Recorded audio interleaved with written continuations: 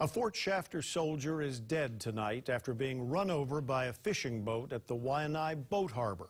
Officials say it happened just outside the opening of the harbor, and the man had been staying at the nearby Waianae Rest Camp. Witnesses say the man was with his daughter, and they both had surfboards when they went out in the water. We spoke to witnesses about how this happened. We also wanted to know what safety measures are in place near the harbor entrance. Manola Morales got some answers. Manola? Joe, boaters tell us that swimmers and divers are supposed to have some type of marker or flag to alert the boaters. Witnesses tell us that they never saw one. It happened around 7 o'clock this morning. Witnesses tell us that they heard a call for help. A boat captain who was just heading out saw the crew of the fishing boat trying to bring the injured man on board so they can bring him to shore, while his daughter was still frantically screaming for help. She's in a state of panic. And she was like, I don't know what to do. I was like, just get them to shore. We got emergency services waiting. They're already at the pier and try to get them to safety.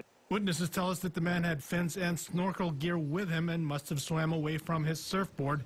We're told that swimmers and divers are required to have some kind of marker with them, like a flag or buoy, to alert the boaters that there are people in the water. I guarantee there was no dive flag because most paddleboarders don't bring dive flags with them because they don't have any intentions of diving.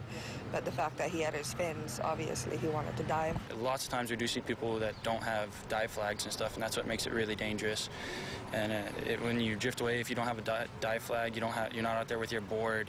And with as many boats that come in and out of the harbor, it makes it extremely dangerous. Boaters and tour operators tell us they're seeing more people, mostly tourists, swim out to see the dolphins. They say most of them do not know the rules because there are no signs and the rules are not being enforced. We've asked the State Department of Land and Natural Resources if there's any thought of putting up signs to explain exactly what the rules are for swimmers and divers and how often the rules are enforced.